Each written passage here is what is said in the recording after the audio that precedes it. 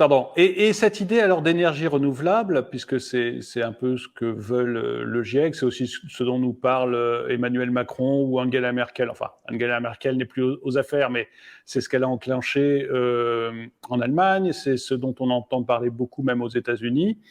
Est-ce que cette promesse des énergies renouvelables est quelque chose de tenable, selon vous, quelque chose qui peut effectivement remplacer à plus ou moins long terme les énergies fossiles actuelles? C'est surtout une incroyable escroquerie.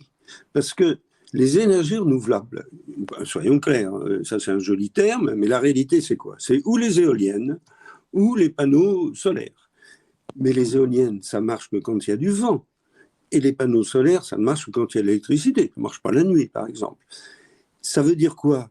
Ça veut dire que on ne peut pas compter sur elles. Vous imaginez que les usines Volkswagen en Allemagne ou les usines Renault en France vont fermer quand il n'y a pas de vent.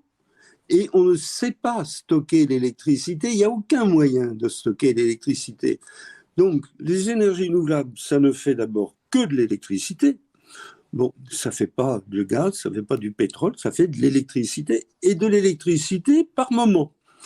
Comment est-ce qu'on a pu faire croire qu'on pourrait remplacer les énergies que j'appellerais permanentes, qui sont les énergies fossiles, ou aussi, il ne faut pas l'oublier, l'énergie hydraulique ou l'énergie nucléaire pour l'électricité? Comment est-ce qu'on a pu faire croire qu'on allait remplacer les énergies permanentes par des énergies intermittentes, aléatoires? Vous savez, c'est comme le restaurant. Vous avez des restaurants qui sont très bons, et un restaurant qui vous dirait, ben oui, moi j'ai une excellente cuisine, mais je serai peut-être ouvert entre 2 et 3 heures du matin, mais je ne peux pas vous le promettre. Hein, mais il y a très peu de chances que je sois ouvert entre midi et 14 heures. Mais on se moque du monde. Comment peut-on faire croire qu'on va faire fonctionner nos économies que quand il y a du vent ou que quand il y a du soleil? Eh bien, c'est ce qu'on a réussi à faire croire. Et c'est ce qu'a cru Mme Merkel, c'est ce que croit M. Macron, qui n'y connaissent absolument rien. Ce n'est pas un reproche à leur faire, ce n'est pas leur métier. Mais comment ont-ils pu gober une idiotie aussi éminente que celle-là? Alors, quel est le résultat? Quand on a dit, il y a une dizaine d'années, on a dit qu'il faut remplacer les énergies fossiles par les énergies renouvelables. À l'époque, ces fameuses énergies, les éoliennes et les panneaux solaires, elles fournissaient 0,5% de l'énergie consommée par la planète. Depuis, ça fait une dizaine d'années, on a dépensé 3 000 milliards d'euros pour couvrir des pays entiers d'éoliennes et de panneaux photovoltaïques. Et on en est à combien? On en est à 2,5% de l'énergie nécessaire à la planète.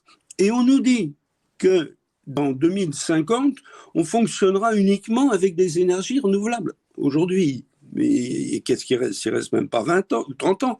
On en est à 2,5%. Et de toute manière, ça ne résoudra jamais le problème, parce que qu'est-ce qu'on fera quand il n'y aura pas de vent et pas de soleil? Mystère. Oui, on rallumera les centrales à charbon comme l'Allemagne. C'est un des 12 mensonges que je dénonce dans ce livre, qui est simplement un examen des faits et auquel j'aimerais bien avoir une réponse. Parce que là, j'attaque le GIEC, c'est un organisme officiel, je dis que ce sont des menteurs.